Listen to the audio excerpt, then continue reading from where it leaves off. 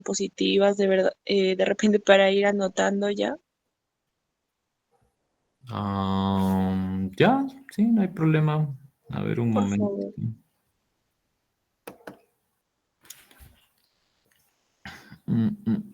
Este creo que sí.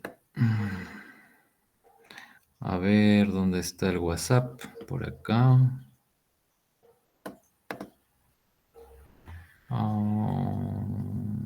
Aquí lo voy a compartir con su compañero, ¿ya? Sí, doctor. Otro 21. Ay, ¿qué hice?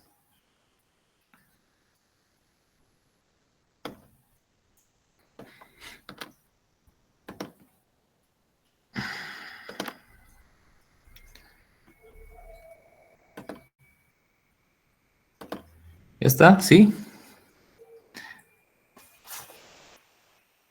Ok. Buenas noches con todos. Eh, Disculpen por el inconveniente que hemos tenido por no hacer la clase de manera presencial. Como ya le expliqué a alguno de sus compañeros, nuestros horarios a veces cambian y más aún con estos días de la huelga en salud, nos es un poco difícil salir a tiempo, ¿no? Pero bueno, igual vamos a hacer la clase ahora. Es una clase corta, interesante, que espero que, y de hecho nos va a ser de mucha utilidad para poder hacer nuestros diagnósticos en cada uno de los pacientes que nosotros vamos a evaluar. La clase ahora corresponde a los métodos diagnósticos que nosotros utilizamos en el área de cardiología. Un momentito, voy a desactivar esto.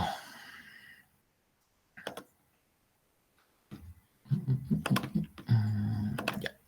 Doctor, disculpe, puede enviar a este número, lo que pasa es que el compañero no está conectado y no lo comparte.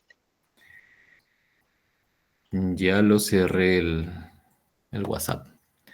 En todo caso, escríbeme algo, escríbeme, mándame un mensajito y lo reenvío desde el celular.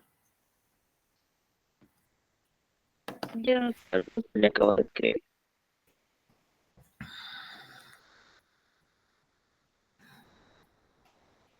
Dice que ya les va a compartir ya. Muchas gracias. Ok, entonces lo primero que vamos a hablar ahora es de la radiografía en cardiología.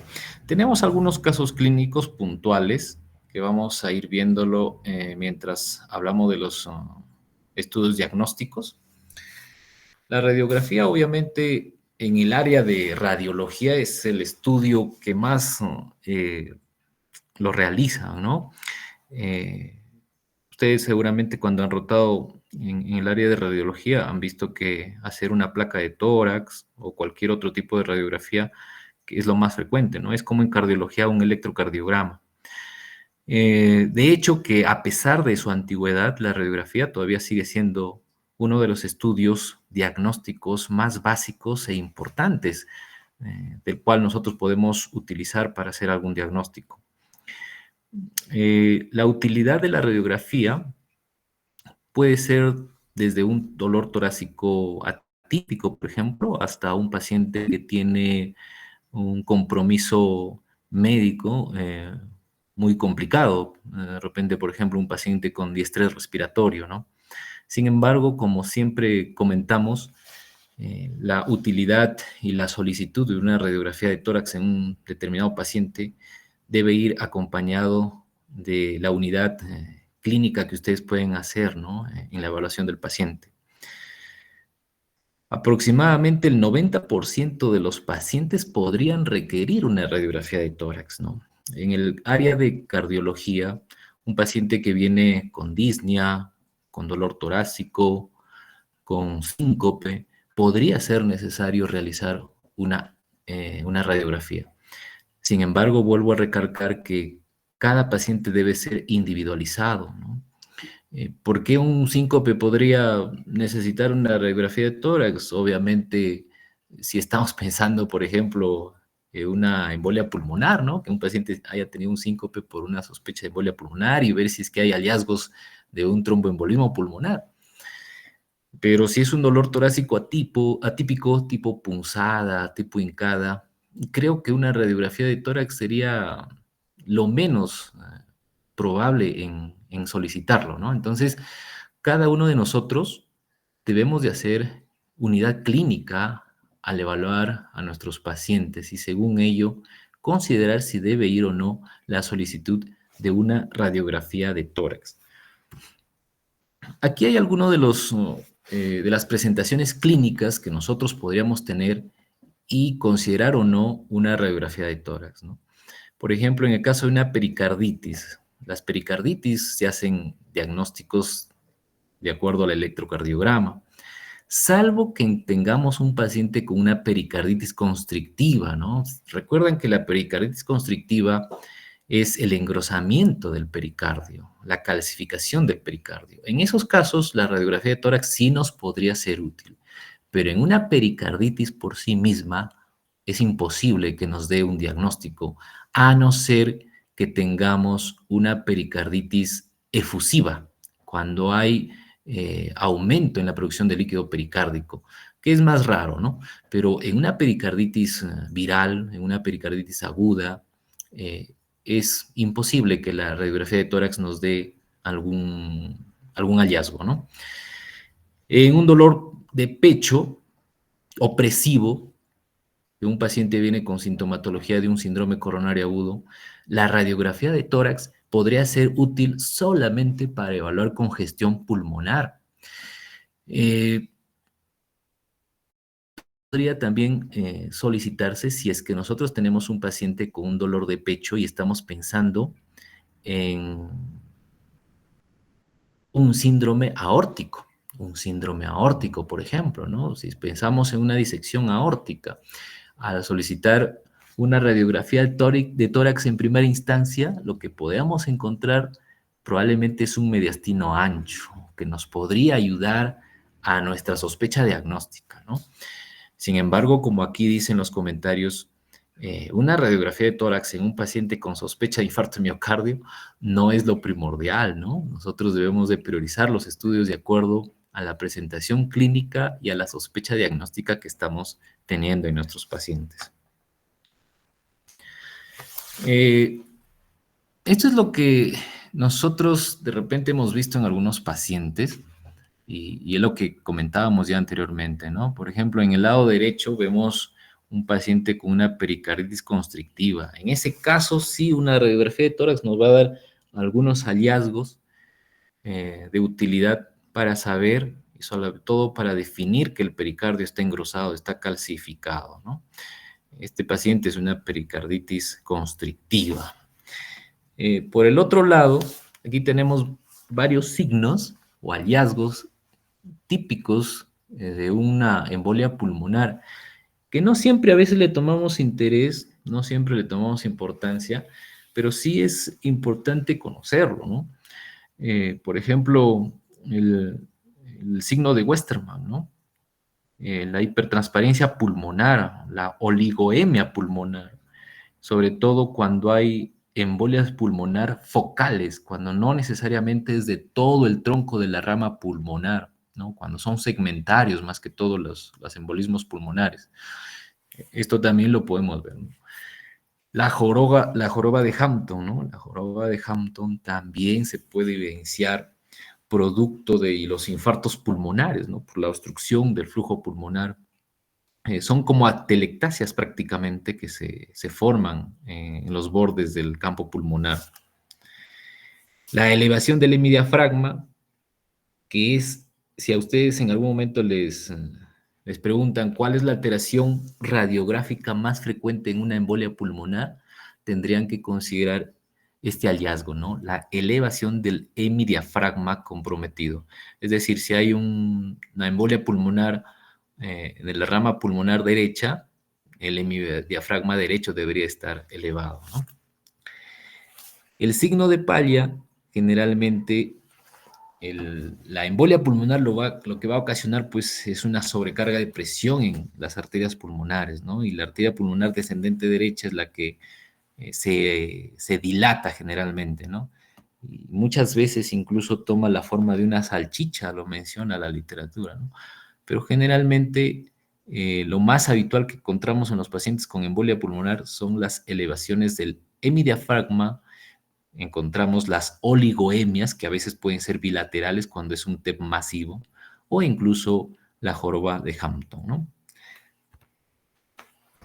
Es importante que recordemos también que la radiografía de tórax normalmente debe ser de incidencia postero-anterior, ¿no? De atrás hacia adelante.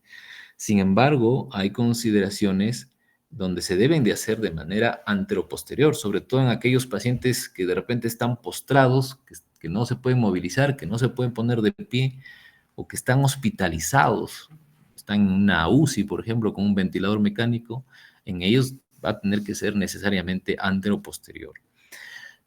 Hay algunas características para nosotros poder saber si es una anteroposterior o una posteroanterior, ¿no? En la anteroposterior, obviamente, los campos pulmonares se ven más oligoémicos, como vemos aquí en el lado izquierdo, ¿no? En la anteroposterior. Incluso la silueta cardíaca nos da la impresión que está más ancha, como si fuera una falsa cardiomegalia. Las clavículas son más horizontales y las escápulas obviamente se meten dentro de los campos pulmonares.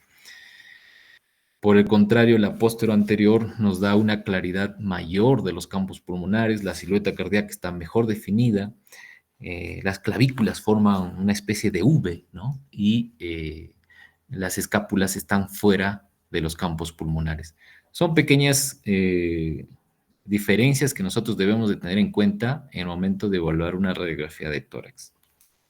La mayoría de pacientes que tienen a veces, que están postrados, la mayoría de pacientitos que están postrados, que están en la UCI, la mayoría tienen radiografías anteroposteriores. En la radiografía de tórax, lo que también nosotros debemos de considerar es aproximaciones anatómicas de algunas estructuras. Lo que no debemos dejar pasado de lado es los bordes, el borde cardíaco derecho y el borde cardíaco izquierdo, ¿no? En el caso del lado izquierdo, pues de abajo hacia arriba podemos decir que está el ventrículo izquierdo, luego está la aurícula izquierda, la arteria pulmonar y el callado de la aorta.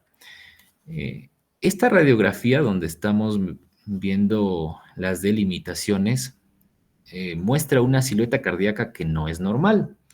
En este caso, por ejemplo, la arteria pulmonar cóncava, hacia adentro, cóncava, y en este caso está convexa. ¿Qué quiere decir? Que está dilatada el tronco de la arteria pulmonar, ¿no? Y hacia el lado derecho, obviamente, la que forma la mayor longitud de este borde es la aurícula derecha. En el caso de falla cardíaca derecha, vamos a encontrar que esta convexidad es muy prominente.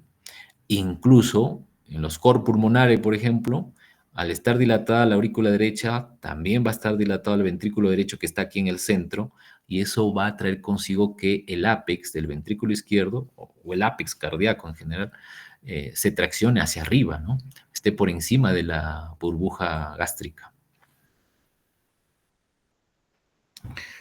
Esta es una radiografía aparentemente normal, ¿no? Donde vemos pulmones con claridad normal, vemos una silueta cardíaca también de diámetro aparentemente normal, ¿no? Aquí debemos de recordar también el índice cardiotorácico, ¿no? Que es la relación entre el diámetro cardíaco y el diámetro torácico mayor. Cuando es inferior al 50%, sabemos que es normal. Superior a este valor, deberíamos de descartar una cardiomegalia. La radiografía de tórax en los pacientes que aparentemente tienen una cardiomegalia no necesariamente hace el diagnóstico definitivo, ¿no? Cuando tenemos una radiografía de tórax que nos induce a pensar que hay cardiomegalia, el diagnóstico final se tiene que hacer a través de la ecocardiografía, midiendo las cavidades cardíacas. Bueno, esta es la manera en cómo calculamos el índice cardiotorácico. Aparentemente acá hay un índice cardiotorácico aumentado, ¿no? 53%. Tenemos que someter a este paciente a una ecocardiografía.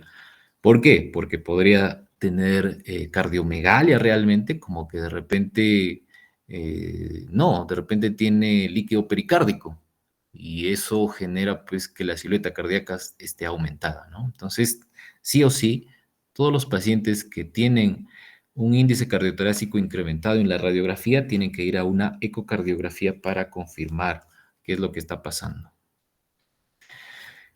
Aquí vemos un pulmón congestionado. Si se dan cuenta, eh, lo que podemos ver en los campos pulmonares es un patrón que le llamamos cilio fugal, ¿no? De los cilios hacia afuera. Hay líneas B de Kerley, ¿no?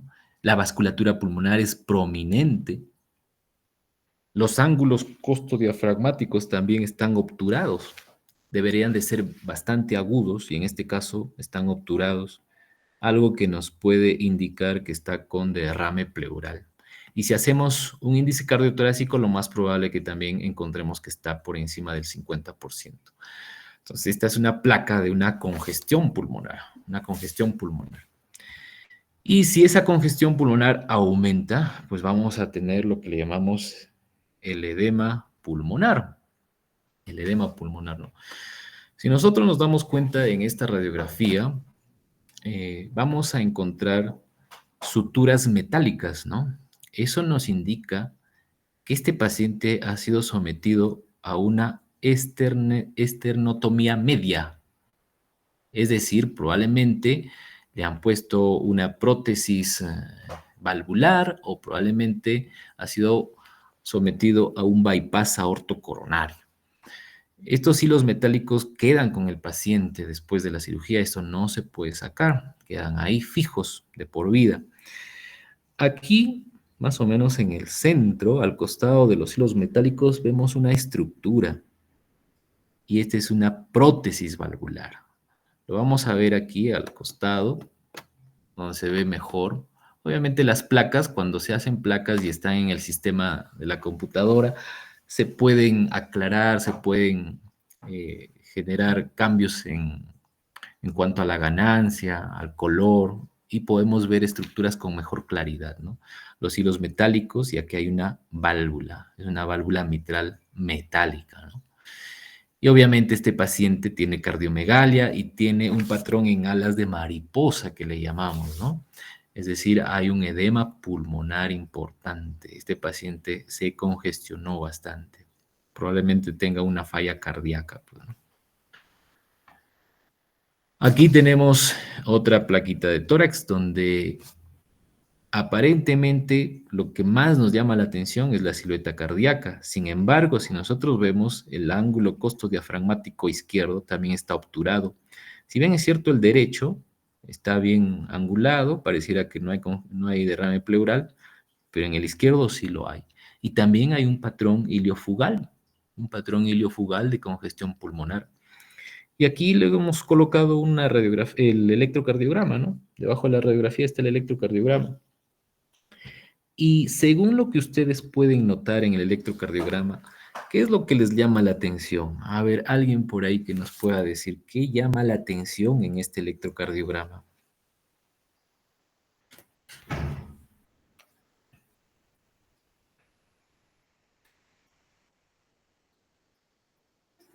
Que las ondas están disminuidas. A ver, uno por uno, chicos. A ver.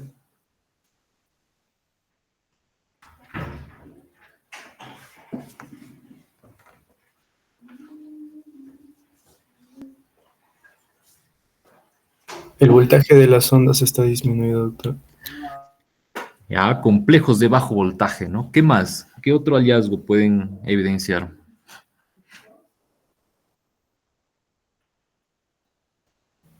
Puede ser mala progresión de V1 Una a V6. mala progresión de la onda R se llama, ¿ya? ¿Qué más? ¿Qué más encontramos? Una desviación a la izquierda, doctor. Ya, sí, también. ¿Qué más? Ausencia de onda P. Sí, no se ve bien la onda P realmente. ¿Qué más?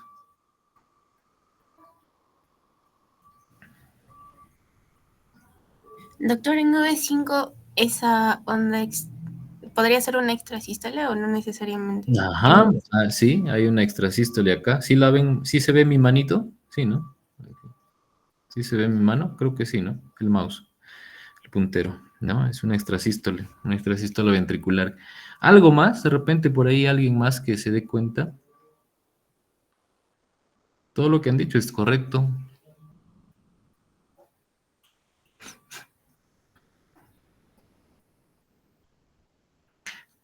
¿Cómo está la frecuencia cardíaca? Aumentado. Claro, ¿no? Taquicardia. 150 por lo menos de frecuencia cardíaca, ¿no? Entonces, a simple vista, si nosotros hacemos una visión general, creo que lo que más nos llama la atención es los complejos de bajo voltaje y la taquicardia. Entonces, este paciente lo que va a tener probablemente sea un derrame pericárdico, ¿no? Bueno, acá está el diagnóstico arriba ya. ¿En qué casos más utilizamos la radiografía de tórax? La radiografía de tórax también lo utilizamos en cardiología para la realización de los implantes de marcapasos, ¿no? El implante de marcapaso para el cateterismo cardíaco también lo utilizamos para hacer seguimiento posterior al implante marcapaso, cuando a veces encontramos una falla de sensado del marcapaso, hacemos un control con radiografía para ver si es que los electrodos están intactos. Muchas veces estos electrodos se pueden fracturar en el trayecto, ¿no? O a veces entre la clavícula y el pectoral puede haber una compresión tan fuerte que se fractura, se dobla el cable del marcapaso, el electrodo, y por tanto hay una falla de captura o una falta de sensado también, ¿no? Y también podemos utilizar la radiografía de tórax para ver si los cables del marcapaso están en su posición que deben estar. Muchas veces no fueron fijados correctamente y con el movimiento del brazo del paciente se tracciona y empieza a haber problemas, ¿no? Esto es lo mismo. Es un paciente también, miren, con un marcapaso. Este es un marcapaso bicameral. Tiene dos cablecitos, uno va hacia la aurícula, aquí, ¿ok? Delante de la columna vertebral, y otro va al ventrículo derecho. Más o menos está cerca de la punta del ventrículo derecho. ¿Ya? En cambio, en este lado tenemos un paciente con un marcapaso unicameral. Unicameral. ¿Qué más pueden ver aparte del marcapaso, chicos, en esta radiografía? Hay válvulas, prótesis valvulares. ¿Cuántas válvulas ven ustedes? 2. Dos válvulas, ¿no? Una válvula mitral, que es esta de acá, y la válvula aórtica que está encima. ¿Qué más encuentran? ¿Qué otros hallazgos podemos ver en esta placa? Los hilos metálicos. Los hilos metálicos, ¿no? La sutura metálica. ¿Qué más? ¿Cómo están los campos pulmonares? Iliofugal. Sí, están congestionados, ¿no? Están congestionados, ¿no? Bastante congestión. Son pacientes que hacen falla cardíaca a veces por falta de tratamiento, ¿no? Muy bien, seguimos. Y bueno, las imágenes de abajo son imágenes reales que lo utilizamos nosotros a veces para hacer implante marcapaso. Esto es después de la pandemia, me parece. Ahí está la fecha. No, no está la fecha. Nosotros la mayoría de veces íbamos los miércoles al MINSA, porque ahí tienen su equipo para realizar implante de marcapaso. En el salud no tenemos, ¿no? Entonces también después del implante marcapaso hacemos un recorrido desde el generador del marcapaso, perdón. El marcapaso tiene varias estructuras, pero lo principal que ustedes tienen que saber es que esto se llama generador de marcapaso y estos se llaman electrodos, ¿no? Electrodos. Entonces, cuando hacemos un implante de marcapaso, tenemos que verificar al término del procedimiento que todo quede correctamente, ¿no? ¿Ok? Muy bien, pasamos al siguiente. Y la radiografía de tórax también es muy útil en las cardiopatías congénitas. Las cardiopatías congénitas nos dan los característicos en la radiografía de tórax, ¿no? Por ejemplo, en la tetralogía de Fallot, que vamos a tener una clase de cardiopatías congénitas bastante sencilla y clara, en la tetralogía de Fallot, el corazoncito tiene la forma de un zapato sueco que le llaman, ¿no? Tetralogía de Fallot. El ventrículo derecho está un poco dilatado. Bueno, no les voy a decir los otros hallazgos, porque eso vamos a hablar en cardiopatías congénitas. En la coartación de aorta, por ejemplo, ¿no?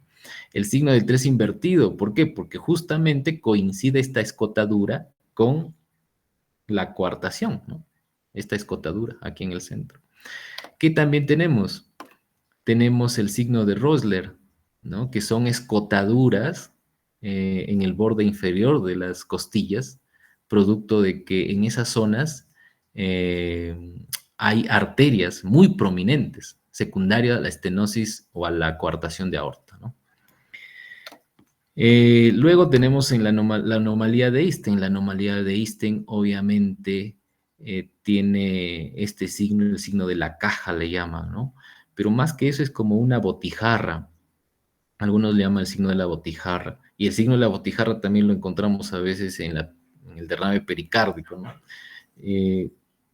Pero en la anomalía de Einstein, ¿por qué se produce esta morfología? Porque la aurícula derecha es aparentemente muy grande, pero más que la aurícula derecha que sea grande, es que el ventrículo derecho no se ha formado bien respecto a las válvulas a los velos de la válvula tricúspide, ¿no? El velo septal de la válvula tricúspide y el velo posterior de la válvula tricúspide se han formado muy apicalizados, muy cerca al derecho, y por tanto, funcionalmente tenemos un ventrículo derecho muy chiquito y estructuralmente la aurícula pareciera muy grande, ¿no? Una aurícula gigante. ¿Se acuerdan que este borde derecho es la aurícula?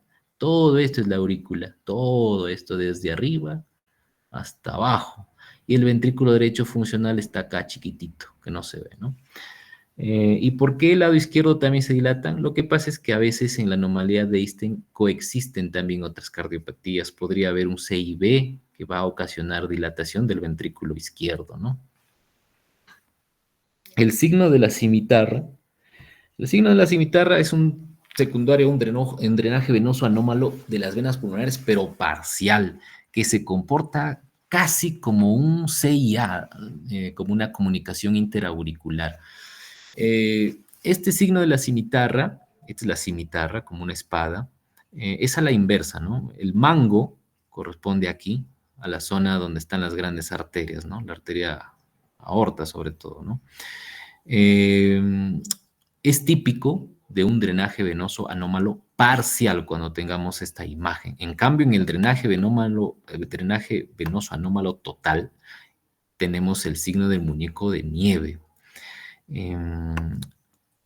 Obviamente, de preferencia, es que un paciente tenga un drenaje venoso anómalo parcial, porque un drenaje venoso anómalo total, este paciente se complica bastante, ¿no? O sea, todas las venas pulmonares no están en la aurícula izquierda, están drenando hacia la aurícula derecha o a la vena cava superior izquierda persistente. El paciente se complica demasiado, ¿no? En cambio, un drenaje venoso anómalo parcial es más fácil de corregir. También tenemos la transposición de grandes vasos, el signo del huevo, ¿no? Bueno, esto es lo mismo. Y bueno, pasamos a la ecocardiografía. La ecocardiografía se ha convertido actualmente, pues, en un estudio de fácil acceso y que nos ayuda a definir rápidamente la presencia o no de una cardiopatía en general. Es económica, es fácil de hacerlo, es rápida, ¿no? Y no es invasiva. Nuestro paciente no va a sufrir ningún tipo de reacción adversa al hacer una ecocardiografía, ¿no? Ni siquiera radiación. Obviamente es operador dependiente. Es decir, que si un médico tiene una gran experiencia o experticia en la ecocardiografía, va a realizar mejor sus diagnósticos frente a un médico que de repente recién está iniciando, ¿no? Y la ecocardiografía tiene diferentes aplicaciones realmente, ¿no? Lo que nosotros conocemos es la ecocardiografía transtorácica, la ecocardiografía transesofágica, la ecocardiografía intracardíaca también, que es bastante antigua, desde los años 70 aproximadamente. Tenemos la ecocardiografía fetal. Actualmente los diagnósticos de cardiopatías congénitas deben realizarse intraútero. Y tenemos la ecocardiografía intracoronaria, que le llamamos técnicamente el IBUS, ultrasonido intracoronario. Eh, la ecocardiografía realmente tiene bastantes aplicaciones, ¿no? Aquí vamos a pasar unos casos con imágenes para que ustedes más o menos vayan viendo cómo la ecocardiografía nos va a ayudar a diagnosticar diferentes tipos de patologías. Entonces, yo quiero que ustedes se tomen unos segundos o minutos y empiecen a ver cada una de las imágenes. Cada una de las imágenes va a tener su diagnóstico. Vamos a ver si se coincide. Ustedes, no sé si lo anotan en su mente, cada una de las imágenes que podría ser. Yo estoy seguro que todos ya han pasado por cardiología y si alguno de ustedes todavía no ha rotado en cardiología, pues vamos a ir aprendiendo, ¿no? En el transcurso de estas rotaciones. Muy bien, entonces, la primera imagen, la superior izquierda, aquí, ¿qué les parece? Vamos a hacer el diagnóstico más o menos viendo la estructura en el video. ¿Qué es lo que les llama la atención en este primer video? Lo voy a parar ahí. ¿Qué les llama la atención? A los que ya han rotado en cardiología y que han hecho ecocardiografía. El engrosamiento de las paredes. Así es, ¿no? Entonces, el septum y la pared posterior están bastante engrosadas. Aquí. Este es el septum. Este es el ventrículo derecho. Septum interventricular. Esta es la cavidad ventricular izquierda. Y esta es la pared posterior. No estamos midiéndolo, no tenemos una medida, pero a simple vista podríamos decir que son demasiado gruesas. Entonces, ¿qué patología podríamos diagnosticar? ¿Qué creen que podría estar pasando con este paciente? ¿Qué enfermedad causa un engrosamiento de las paredes cardíacas? Insuficiencia, No. estenosis. ¿Una estenosis de qué válvula? Aórtico.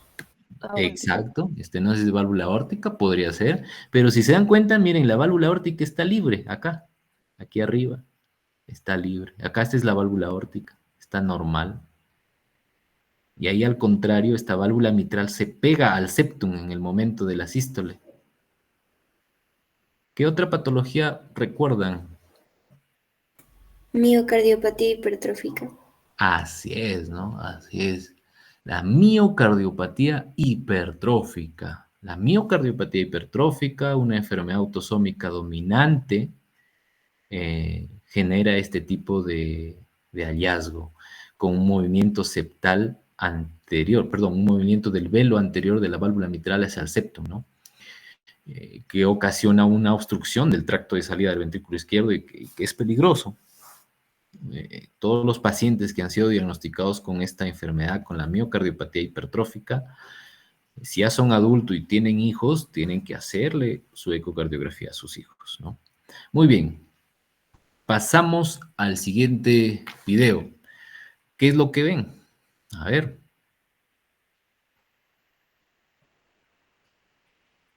Ahí podemos ver, este es un eje, un paraesternal de eje largo le llamamos. Esta es la aurícula izquierda, la válvula aórtica, acá, ventrículo derecho, septum interventricular, cavidad ventricular izquierda, pared posterior y esta es la válvula mitral. ¿no? Entonces lo voy a dejar correr nuevamente, a ver, para que ustedes vean.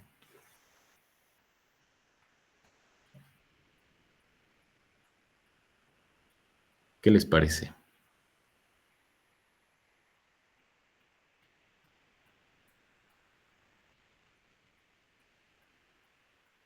Una pista les doy. El septum y la pared posterior son normales. Si se dan cuenta, ¿alguien me puede dar? A ver, antes de seguir. ¿Alguien me puede dar una opinión? ¿Qué es lo que les parece que no está bien ahí?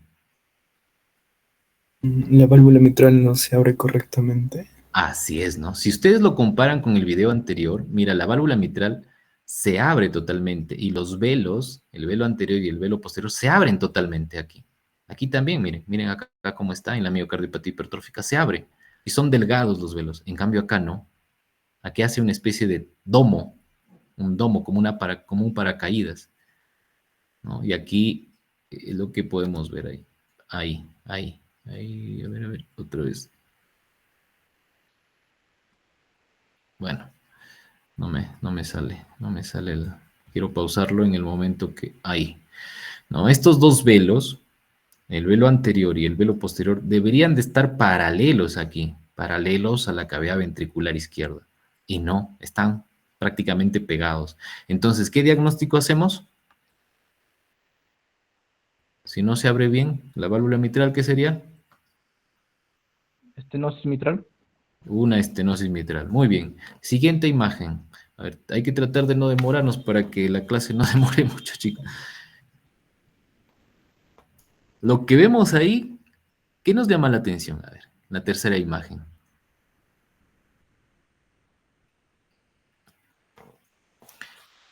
Más o menos para que se orienten, le voy a ampliar ahorita el dibujito. Aquí está. Este es el lado izquierdo del corazón y este es el lado derecho. Esa es la cavidad ventricular izquierda. Acá está la válvula mitral, que se ve un poquito. Más pequeñita se ve la aurícula izquierda. Y si se dan cuenta, las cavidades derechas en relación al lado izquierdo están más grandes, están dilatadas, ¿no? Y en la aurícula derecha, que es todo esto de acá, vemos unas imágenes que están moviéndose, imágenes móviles. ¿Qué podríamos pensar que es? Trombos. Son trombos, exactamente, ¿no? Son trombos ahí, mira. En la embolia pulmonar, característica de la embolia pulmonar en la ecocardiografía, uno, que podamos encontrar los trombos, se llama trombo en tránsito, así se llama, trombo en tránsito. Dos, dilatación de cavidades derechas, obviamente, ¿no? Hay dilatación de cavidades derechas, por eso que apenas se puede ver la aurícula izquierda, mira, ¿no? Muy bien, es un TEP. Siguiente imagen, ¿qué pueden ver ahí? Este es un bebé, por eso la frecuencia cardíaca está bastante acelerada. Aquí está. Y hemos tomado doble imagen, una imagen a color y otra imagen en blanco y negro, al mismo tiempo. Un CIB. ¿Cómo?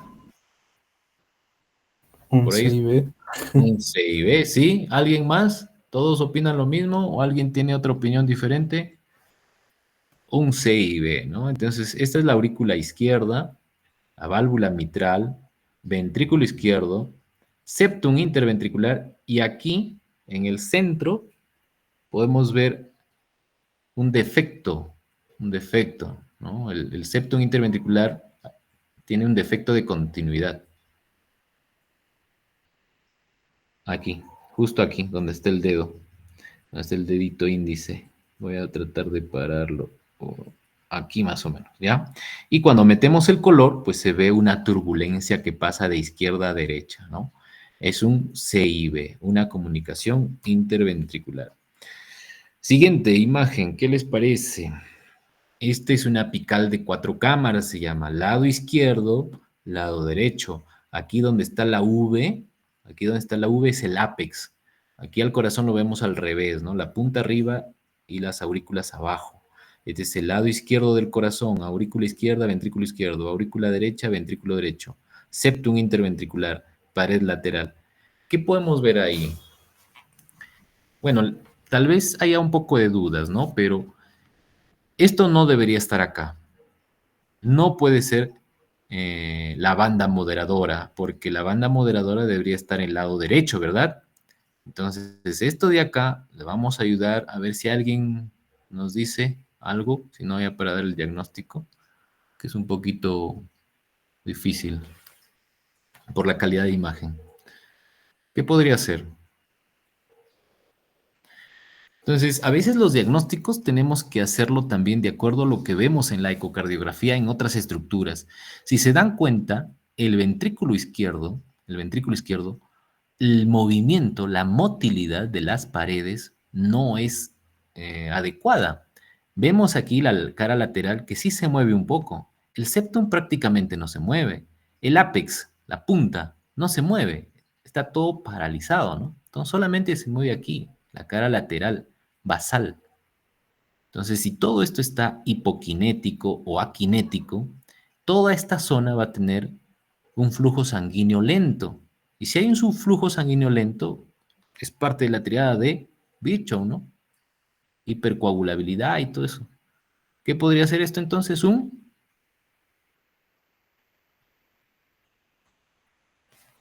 ¿Qué podría ser esa imagen, chicos?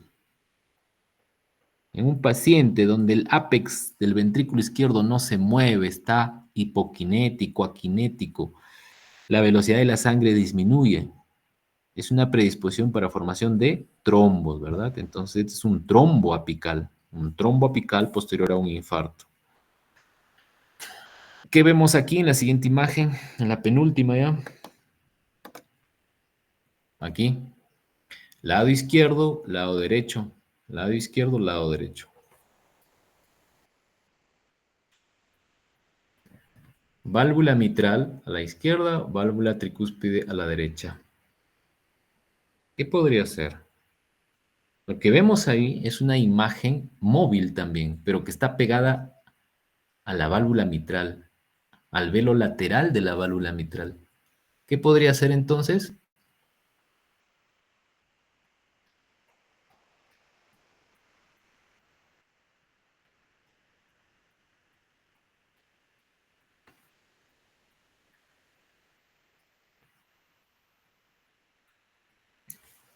Una vegetación, ¿no? Una vegetación, es una vegetación que está unida a la válvula tricúspide. Es decir, este paciente está haciendo una endocarditis. Y aquí, ¿qué vemos? En la última imagen, ¿qué les llama la atención? A ver, alguno de ustedes. Aquí. ¿Qué podría ser?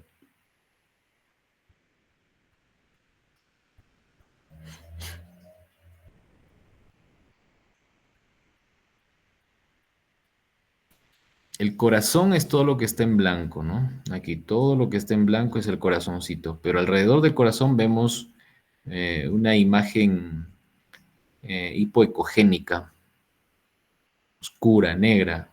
¿Qué podría ser? Derrame pericárdico. Así es, ¿no? Es un derrame pericárdico, es un paciente que está haciendo un taponamiento cardíaco, ¿no? Entonces, obviamente la ecocardiografía nos ayuda bastante, ¿no? Nos ayuda bastante en hacer diagnósticos. Y la ecocardiografía transesofágica también.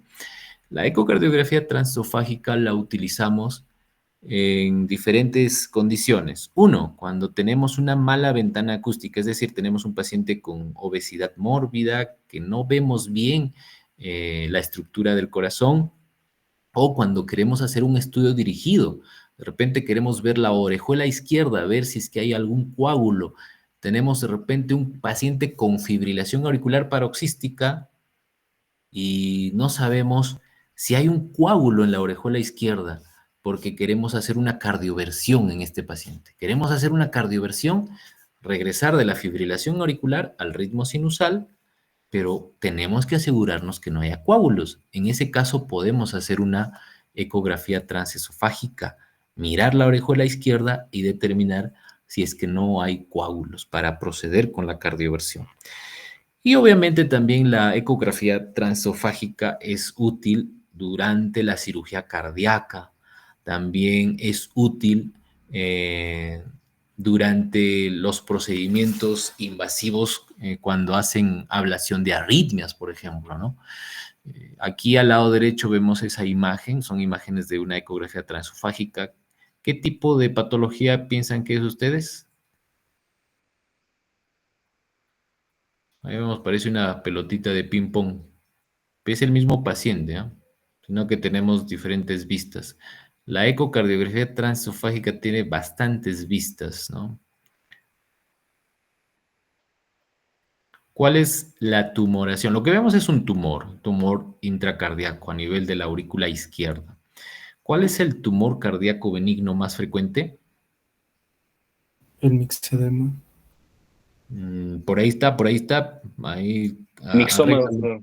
Mixoma. Mixoma. Mixoma, muy bien, muy bien.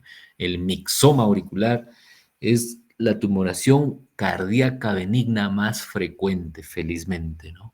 ¿Tiene recidiva? Sí, o sea, tú lo puedes operar, puede recidivar, pero es raro, es raro. Y este es también otro tipo de estudio que hacemos nosotros aquí en Seguro. Felizmente nuestro equipo tiene esta aplicación. Es una aplicación que tiene la máquina de ecocardiografía que se llama Strength Rate o seguimiento de puntos, también le llamamos. Lo que evalúa es con la objetividad de la contractibilidad miocárdica. Y algunos de los chicos que ya rotaron con nosotros les explicaba en algún momento seguramente que para ti o para mí la motilidad podría ser considerada diferente, ¿no? Tú haces la ecocardiografía y tú puedes creer que la pared lateral se está moviendo bien, pero yo puedo creer que no, que la pared lateral se está moviendo mal, que hay una hipoquinesia, y tú puedes decir, no, para mí sí tiene una buena motilidad, no hay hipoquinesia. Entonces, en ese sentido se crea esta aplicación.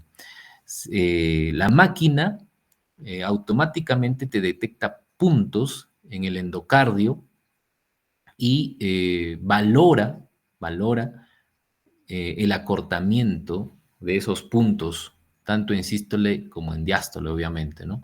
Y los compara. Ese acortamiento es el que nos va a dar una objetividad respecto al movimiento, a la motilidad del ventrículo izquierdo, del ventrículo derecho, de las aurículas incluso, ¿no?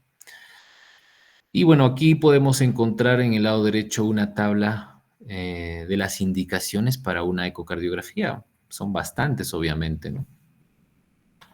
Este es un informe que lo vamos a pasar de largo. Y pasamos a la penúltima, la prueba de esfuerzo.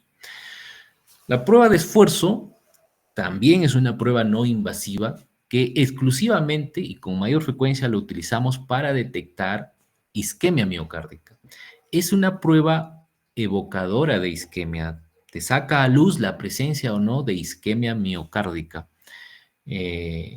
Y la explicación es sencilla. Ustedes recuerdan que la nutrición miocárdica se produce preferentemente en diástole, ¿no? Entonces, si nosotros tenemos una placa ateroesclerótica en alguna de las arterias coronarias y aceleramos la frecuencia cardíaca, esa nutrición miocárdica va a empezar a disminuir. El flujo coronario disminuye por la obstrucción de esa placa aterosclerótica, disminuye en sentido distal y por tanto esa zona distal con poco flujo sanguíneo, con poco oxígeno va a empezar a sufrir. Eso se traduce clínicamente como angina y en el electrocardiograma eléctricamente se traduce como un infradesnivel del segmento ST. Entonces, la prueba de esfuerzo la utilizamos para evidenciar o no isquemia miocárdica y lo que tenemos que mirar es el segmento ST, la presencia o no de infradesnivel del segmento ST. Obviamente evalúa otros aspectos también, como la capacidad funcional de una persona, la respuesta hipertensiva durante el ejercicio físico, la frecuencia cardíaca, que puede ser acelerada o una respuesta a la frecuencia cardíaca plana, dependiendo de la capacidad del paciente, o si usa o no beta bloqueadores, por ejemplo. Un paciente que es sometido a una prueba de esfuerzo y está tomando beta bloqueadores, nunca va a subir su frecuencia cardíaca, ¿no? La sensibilidad y la especificidad no es al 100%. Quiere decir que tú puedes tener una prueba de esfuerzo negativa, que es normal, y de repente si el paciente sí podría tener una placa aterosclerótica, ¿no? Sin embargo, felizmente tenemos otros estudios que lo complementan a la prueba de esfuerzo. Y como siempre tenemos que recordar, tenemos que hacer estudios individualizados. Cada paciente es diferente. La sintomatología, los factores de riesgo, qué estudios pedirle, cada uno de ellos puede ser diferente, ¿no? Aquí hay una tabla que hemos colocado en la parte inferior, que es parte de una que yo les voy a enviar a ustedes, les voy a enviar, es una tabla grande, donde dice cuáles son las indicaciones para una prueba de esfuerzo, en qué momento debo de detener la prueba de esfuerzo, cómo actuar ante un paciente que se complica durante la prueba de esfuerzo, qué debo hacer antes de realizar una prueba de esfuerzo. En este caso hemos considerado solamente la imagen que dice contraindicaciones de la prueba de esfuerzo, para que ustedes sepan a quienes no debemos de pedir prueba de esfuerzo. Un síndrome coronario agudo, imposible, ¿no? Un paciente que está infartado, que tiene 2 días, 3 días, ¿cómo vas a pedir una prueba de esfuerzo? ¿No? Imposible, no puedes hacerlo, ¿no? Generalmente, si tú tienes un infarto de miocardio y el paciente por algún motivo no lo trombolizaste o no le hicieron cateterismo cardíaco por X razones y tú quieres saber si aún hay posibilidades de hacer un cateterismo cardíaco, si quieres ver si todavía hay isquemia miocárdica, si hay isquemia que recuperar, podrías hacer una prueba de esfuerzo, pero a partir de los 7 días. ¿Ya? Una arritmia cardíaca no controlada. Un paciente con una fibrilación auricular que en reposo está a más de 100 latidos por minuto es imposible, pues, ¿no? ¿Cómo le vas a hacer? Al momento que esté empezando a caminar, su frecuencia cardíaca va a llegar a 150, ¿no? Una estenosis aórtica severa, sintomática, peor aún, lo vas a complicar, ¿no? Le vas a causar una congestión pulmonar, un síncope, va a tener angina. Insuficiencia cardíaca descompensada, miocarditis o pericarditis aguda. La pericarditis aguda es una contraindicación para el deporte en los deportistas de élite hasta 6 meses. Bueno, nosotros que somos deportistas aficionados, a veces podría ser menos, ¿no? Pero los deportistas profesionales, la guía nos dice que deberían de tener un reposo, evitar el deporte durante 6 meses. Disección aórtica aguda, enfermedad sistémica aguda, presión arterial sistólica mayor a 200, ¿no? Algunos pacientes habitualmente nos visitan al consultorio con presiones altas y tienen cita para prueba de esfuerzo. A veces su presión está en 150, 160 y la enfermera se sorprende, doctor, su presión está alta. Y nosotros ya súbelo nada más a la máquina y le hacemos la prueba, ¿no? No es una contraindicación hacer la prueba de esfuerzo cuando tiene 150, 160. La contraindicación es cuando tiene más de 200. Y ese valor, el 200 de sístole o el 110 de diástole, también es un criterio para detener la prueba. Si tu paciente llega a 200 sobre 110 o cualquiera de los dos valores, también tienes que detener la prueba. No puedes seguir haciendo la prueba.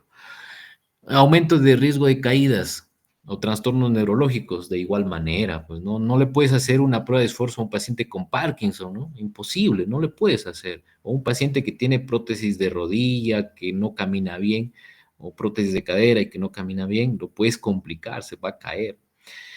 También debemos recordar que la prueba de esfuerzo no es exenta de mortalidad.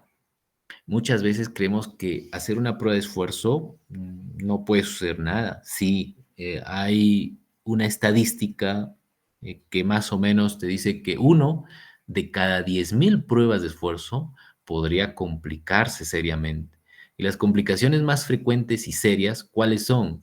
Los síndromes coronarios agudos, ¿no? Paciente que hace un infarto de miocardio en ese momento que está haciendo la prueba de esfuerzo.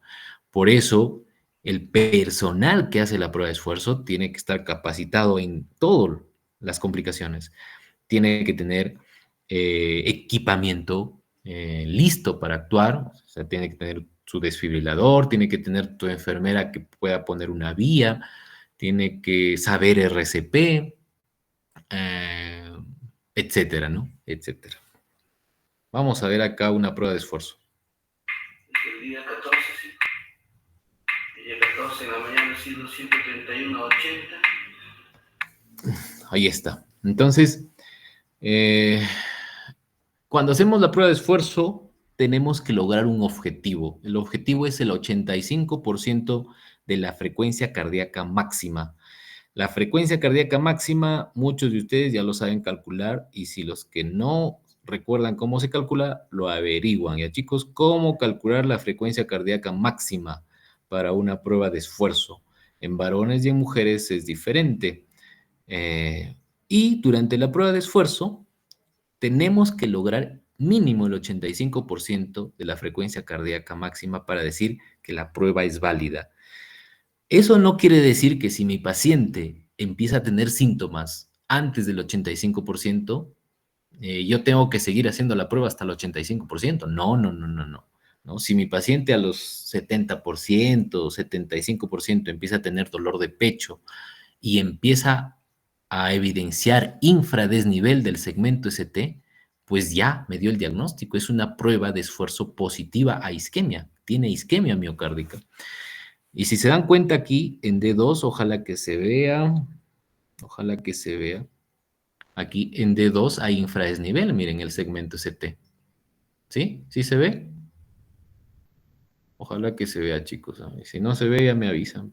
Entonces, D2, esta es la derivada de 2 con infradesnivel del segmento ST. El punto J está por debajo del PR.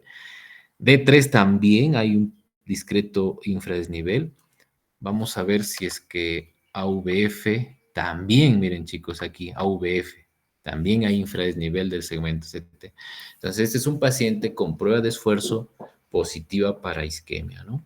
Positiva para isquemia. Ahora, la prueba de esfuerzo lo que nos va a detectar es la presencia de placas ateroescleróticas obstructivas, y la mayoría son placas estables, es decir, son obstrucciones ya crónicas. No nos realmente. Es decir, si tú puedes hacer una prueba de esfuerzo, te sale normal y al siguiente día tu paciente se puede infartar, pero no se infarta por una placa estable obstructiva, se infarta por una placa inestable, esas que no son obstructivas, ¿ok? También lo que debemos de saber es que en la prueba de esfuerzo detecta isquemia siempre y cuando la obstrucción de las arterias coronarias sean más del 70%. Más del 70%. Cuando hay más del 70% de obstrucción coronaria, la prueba de esfuerzo sale positiva para isquemia. Y en el caso del tronco de la coronaria derecha o tronco de la coronaria izquierda, cuando la obstrucción es más del 50%. Esos datos nunca van a cambiar y eso tienen que recordarlo, ¿ya?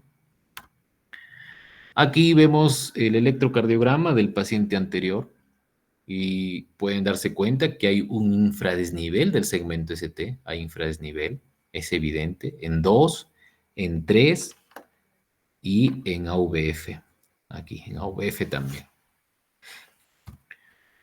Y para finalizar, hablaremos algo del mapa de 24 horas. El mapa de 24 horas hasta la fecha es el gold estándar para diagnóstico de hipertensión arterial. Y la guía canadiense de hipertensión arterial y la AJA también y la ACC recomiendan el uso de un mapa de 24 horas para evitar sobre todo diagnósticos erróneos y tratamientos innecesarios, ¿no? Obviamente todos no pueden hacer el mapa y en ese caso utilizamos el monitoreo ambulatorio, ¿no? El AMPA que le llamamos, ¿ok?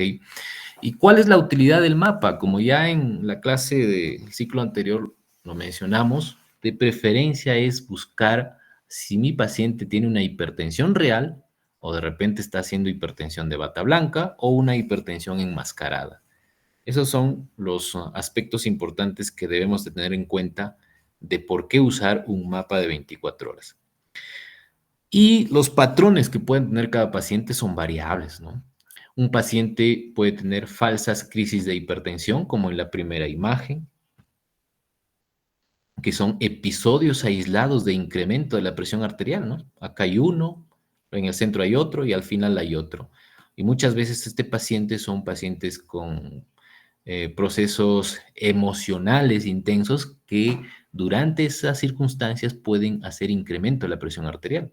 Estrés, miedo, angustia y la presión bruscamente sube. Se relajan, se tranquilizan y baja, ¿no? La mayoría de ellos obviamente llegan a emergencia y en emergencia todos los médicos lo que van a encontrar es una presión de 180 y lo van a alarmar a la paciente, señora, usted es hipertensa, tiene que tomar medicina, y le meten su captopril, su nifedipino, su furosemida endovenosa y ¡plum! Baja bruscamente, ¿no? Y luego de algunos minutos de repente podría volver a aumentar la presión arterial. Este es un caso de una paciente, o de un paciente, perdón, que igual, ¿no? Decía, doctor, de vez en cuando yo tengo presiones muy altas y hay momentos que tengo presiones bajas. Le hacemos un mapeo y si se dan cuenta, este paciente no es un paciente hipertenso, puede ser un paciente con hipertensión emotiva. El término hipertensión emotiva no está descrito en la literatura. Es, mejor dicho, una hipertensión situacional, circunstancial, reactiva a algo, a miedo, a dolor, a cólera, a enojo, etc. En la siguiente imagen, lo que tenemos, a ver, ¿quién se atreve a diagnosticar esto? ¿Qué sería? ¿Qué tipo de hipertensión? La curva superior es la sístole y la curva inferior es la diástole. Lo que está en rojo es la presión arterial sistólica y la que está en verde es la presión arterial diastólica. Obviamente, si está en verde está normal. Entonces sería una hipertensión arterial sistólica aislada, ¿no? Hipertensión arterial sistólica aislada. Este paciente sí debe recibir tratamiento. Sí o sí tenemos que darle tratamiento. En el tercer caso, lo que no queremos ver, y sí tenemos pacientes, son pacientes que durante las 24 horas tienen una hipertensión bastante exagerada. Imagínense, 200 de presión, chicos, miren, acá al lado izquierdo, ¿no? En la columna del lado izquierdo, ahí se marcan los milímetros de mercurio. 200, 220, por acá llegaba más, miren, ¿no? Y la diastólica igual, ¿no? Entonces, estos pacientes son los pacientes que tienen alto riesgo de daño de órgano blanco, ¿no? Y nosotros, nuestra función es hacer bien el diagnóstico, porque si no hacemos bien el diagnóstico, esos pacientes en cualquier momento pues van a tener una hemorragia cerebral, pueden tener encefalopatía hipertensiva, retinopatía hipertensiva, disección aórtica, etcétera, ¿no? Y acá igual, ¿no? Igual. Un poco menos que el anterior, pero igual. Entonces, los patrones del mapa de 24 horas es variable y es importante que ustedes se acuerden de ello. Cuando tengan dudas en un paciente, si es hipertenso o no, pídanle un mapa, ¿no? Y si no tiene posibilidad de hacerse su mapa, háganle su monitoreo de unos 5 o 7 días, saquen promedios de presión arterial y de acuerdo hacen el diagnóstico. Pero lo ideal es un mapa. Aquí están los parámetros que nosotros debemos de considerar para hacer diagnóstico de hipertensión. Nosotros tenemos que medir estos 3 puntos principales, que son los promedios de presión arterial. Aquí está, el promedio de las 24 horas, el promedio del día y el promedio de la noche. Hasta la fecha, los parámetros todavía siguen igual, ¿no? Si yo tengo un promedio de 24 horas por encima de 130,80, digo que es un paciente hipertenso real. Si tengo un promedio de presión arterial por encima de 135,85, también es hipertensión. Y si tengo un promedio de presión en la noche por encima de 120,70, también es hipertensión. Este paciente está en el límite, ¿no? Imagínense, solamente por este 120. Acá salió 122 y lo normal máximo debería ser 120. Son pacientes que a veces vamos a tener dudas. Entonces, ¿qué hacemos cuando a veces tenemos algo muy insignificante, apenas elevado, los promedios de presión arterial? Si nosotros somos estrictos, tenemos que darle tratamiento. Señor, su presión en la noche está elevada, pero tú podrías indagar más en este paciente. Señor, ¿usted duerme bien? No, no duermo bien en las noches, me despierta cada rato, ¿no? Entonces, El mapeo te va a mostrar que de repente durante el sueño, en las noches, hace picos de presión alta, ¿no? Producto de los despertar. Entonces, tal vez a este paciente, si le das un ansiolítico, si ayudas a que duerma mejor, esta presión sistólica de la noche va a bajar mejor, ¿no? ¿Qué más puedes hacer? Decirle que haga cambios en sus hábitos de alimentación, baje el sodio, baje el alcohol, el consumo de café, haga más deporte, bajen el colesterol, el sobrepeso, etcétera. Y en unos 6 meses podrías repetirle el mapeo. Esta es la guía que también nos da los mismos parámetros para diagnósticos de hipertensión. Como se dan cuenta aquí, en el caso de un mapa, durante el día, si es mayor de 135,85 es hipertensión, si es de las 24 horas mayor de 130,80 y si es en la noche mayor o igual a 120,70. ¿Ok? Y eso es lo que tenemos por ahora, chicos. No sé si hay alguna pregunta o alguna duda. De repente por ahí tienen algún casito interesante que desean consultar. Su abuelita de repente que está recibiendo tratamiento y no mejora. O algún familiar. Entonces, ¿alguna duda, chicos? ¿Alguna pregunta? ¿Alguna sugerencia?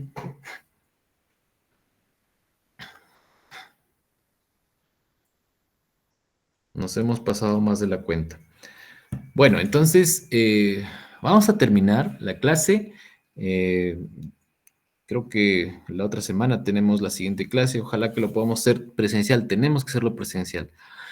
Ya, y nuevamente, chicos, gracias por su tiempo. Sé que nos vamos nutridos de algunos aspectos importantes que debemos tener en cuenta al momento de evaluar a nuestros pacientes y saber qué estudios debemos de realizar. Ya, entonces, que encontramos la próxima clase.